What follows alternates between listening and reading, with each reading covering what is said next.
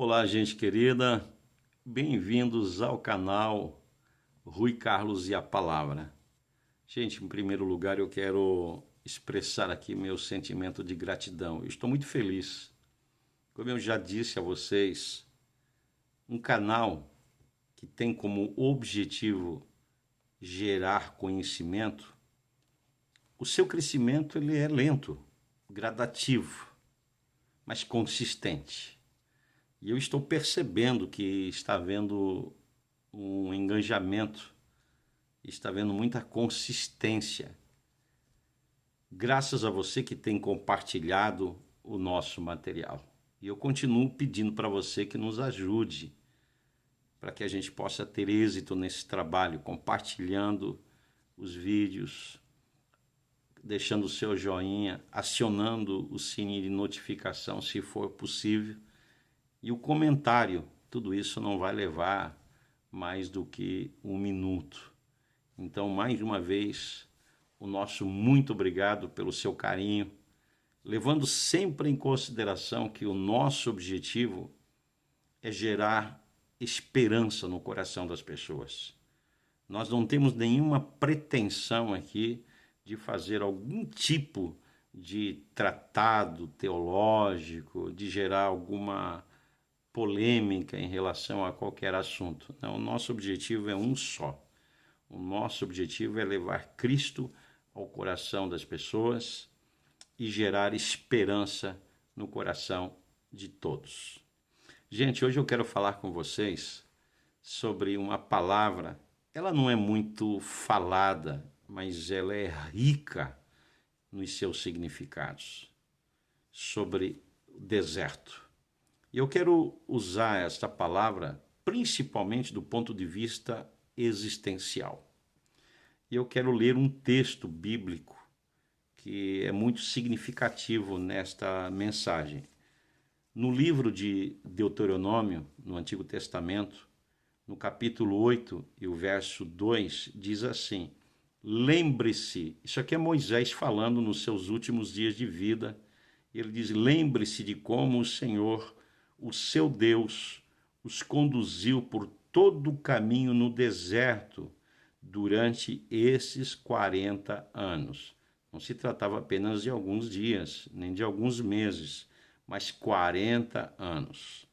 Aí a Bíblia começa a falar agora sobre o objetivo, para humilhá-los e pô-los à prova, a fim de conhecer suas intenções, se iriam obedecer aos seus mandamentos ou não.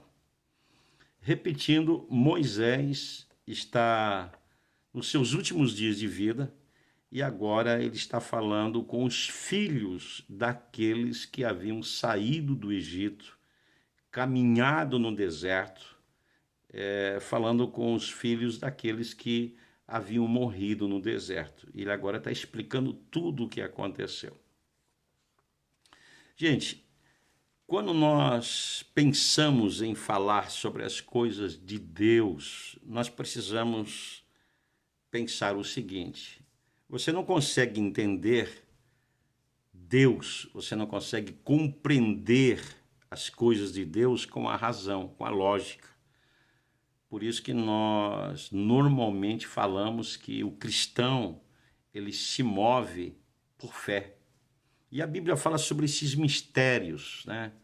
E realmente são mistérios que a gente entende, que a gente compreende, mas por fé. A gente não consegue compreender pela razão. A gente não consegue elaborar uma equação para poder justificar o que está escrito. Nós caminhamos nesse mover do Espírito, procurando entender as coisas de Deus. Por esta razão, a Bíblia fala sobre os mistérios. Por exemplo, a Bíblia fala sobre o mistério da pessoa de Cristo. Nós entendemos pela fé, nós aceitamos pela fé, mas se você usar a razão, você tem dificuldade de entender algumas coisas sobre o fato de Jesus ter deixado de ser Deus e então se encarnou para ser homem e andou entre nós. Você só vai conseguir compreender isso colocando o coração nas Escrituras. A Bíblia fala sobre o mistério do reino. É difícil você entender tudo o que significa, o que quer dizer, se você não usar o princípio da fé. O próprio princípio da fé, o mistério da fé. Por que mistério da fé? Porque a fé não se explica. A fé você consegue ver, enxergar, crer, acreditar, mas não há uma explicação para isso. O mistério da volta de Jesus, você crê, você acredita, mas se você não usar o princípio da fé, você tem dificuldade de entender isso. O mistério do arrebatamento. Então a Bíblia fala sobre muitos mistérios. O mistério da igreja, você entender a igreja como corpo e não como instituição. Então, nós precisamos nos mover neste princípio da fé, procurar entender Deus, o propósito, a vontade de Deus, pela fé, não com a razão. Nesse sentido, eu me refiro ao deserto. É difícil você compreender como que Deus, segundo as Escrituras, diz que os ouvidos estão abertos, que as suas mãos estão estendidas para abençoar o seu povo, que Deus deseja o melhor para os seus filhos, que devemos entrar na sua presença buscando o melhor para as nossas vidas e que Ele deseja fazer por nós muito mais do que pedimos e do que imaginamos. Então eu leio na Bíblia que Deus leva o seu povo para o deserto. Deserto? Mas o deserto não é um lugar onde as pessoas gostariam de ir. O deserto não é um lugar habitável. O lugar não é um lugar onde as pessoas gostariam de planejar o fim das suas vidas. Então Deus leva o seu povo para o deserto. Somente pela fé você vai conseguir entender e compreender essas coisas. E você lê na Bíblia que normalmente Deus se utiliza dessas coisas mais improváveis, mais incomuns, para trabalhar o coração do povo, para forjar o coração do povo. Agora acompanhem comigo o raciocínio. Deus chama um homem chamado Moisés, Moshe, aquele que foi tirado das águas. Era um homem realmente fantástico. E a Bíblia apresenta o seu nome 842 vezes. Era um homem magnífico. E a Bíblia diz que Deus trabalha aquele homem, capacita, e agora Deus dá a ele a responsabilidade dele ser guia, líder de uma nação. Mais de 3 milhões de pessoas, porque diz as Escrituras que só de homens havia 650 mil, fora as mulheres, crianças e idosos. E Deus agora diz, agora você vai levar o povo para o deserto e lá eu vou começar a trabalhar na vida de vocês. Então aqui vem a questão, deserto. Mais uma vez pergunto, deserto? Por que deserto? E talvez você esteja fazendo a mesma pergunta. Por que deserto? Por que eu estou passando por esse deserto? Talvez não estou falando para você no seu sentido físico, né? Mas no sentido emocional, espiritual, existencial, você esteja passando por esse deserto e fazendo esta pergunta: por que eu estou passando por esse deserto? Ouça bem o que eu vou lhe dizer. A grande questão é que nós não temos que ficar perguntando para Deus por quê, e sim para quê. Porque todas as coisas têm um propósito e muitas vezes nós nos perdemos em querer saber os porquês, deixando de lado o mais interessante, que é os para quê. O propósito de Deus, porque o texto diz que Deus levou aquele povo para o deserto para prová-los, para que Deus sondasse as intenções do coração deles. Então a questão é, para quê? Uma outra coisa que eu quero falar para você, já de início, principalmente para você que está me ouvindo, porque o meu maior desejo aqui, gente, não é apenas trazer conhecimento. Quem sabe você já está maduro de tanto ouvir isso. Mas o meu desejo é alcançar o seu coração. Talvez você esteja questionando a Deus por que dessa escassez, desse deserto na sua vida. Preste bem atenção. Eu sempre digo que o grande detalhe não é onde você está, mas quem está com você. Se você está no deserto, mas Deus está com você, então siga em frente. Continue levando a vida, vai para frente.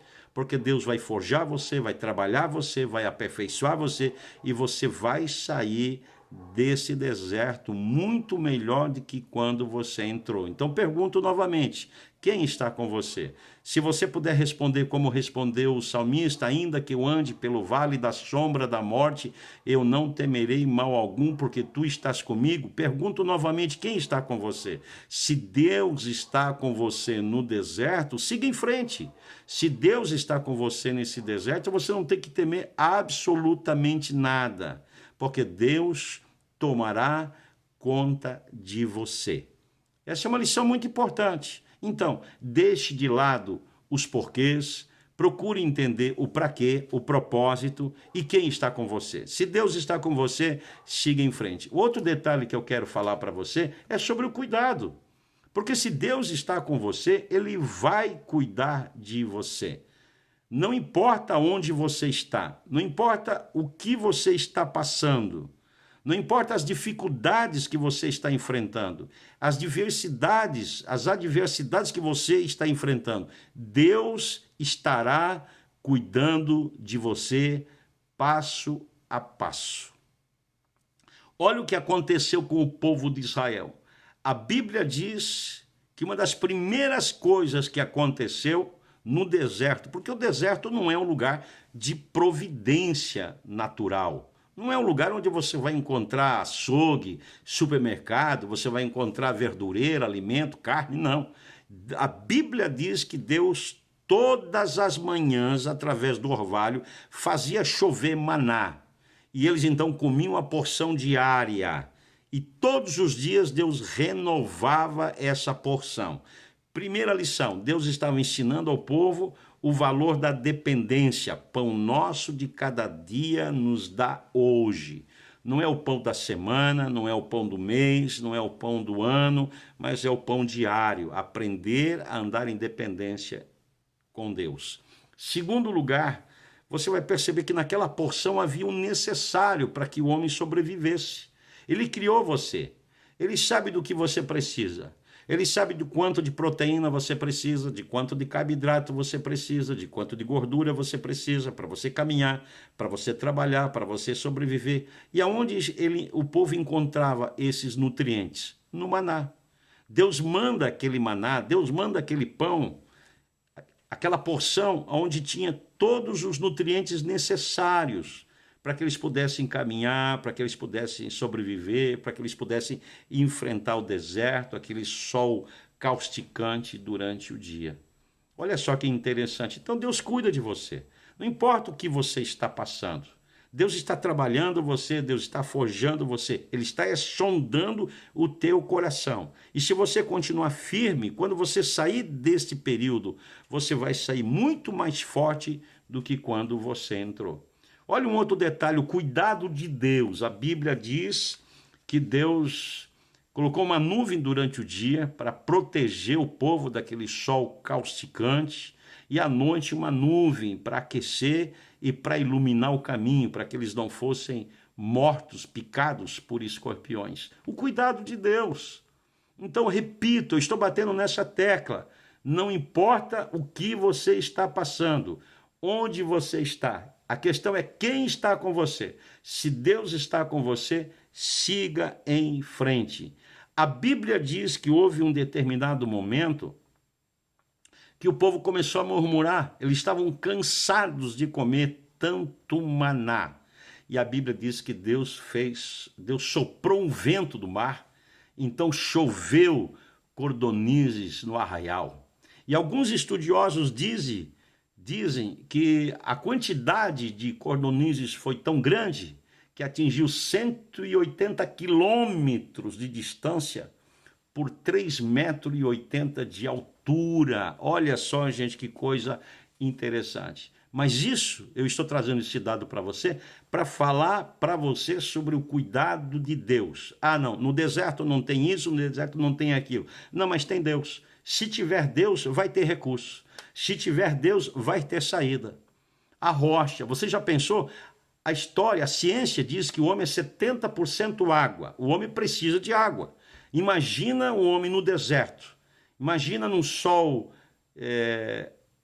altíssimo, 50, 60 graus, o homem precisa de água. Estudiosos dizem que a água ela brotava por dia 41.580.000 litros de água por dia para sustentar aquele povo. O que eu quero dizer para você, meu querido irmão, é que se você está passando por um deserto, você está passando por uma luta, você está passando por um vazio, você nem mesmo está conseguindo entender o que está acontecendo na sua vida, eu preciso lhe dizer uma coisa, é palavra de Deus para você. Se Deus está com você, siga em frente. Deus está trabalhando a sua vida, Deus está forjando você, como já foi dito. Deus está preparando você para algo maior. Deus está preparando você para algo melhor. Mas você precisa passar por esse vale, por esse deserto, por essa experiência. Mas você precisa estar tranquilo, porque você não está sozinho.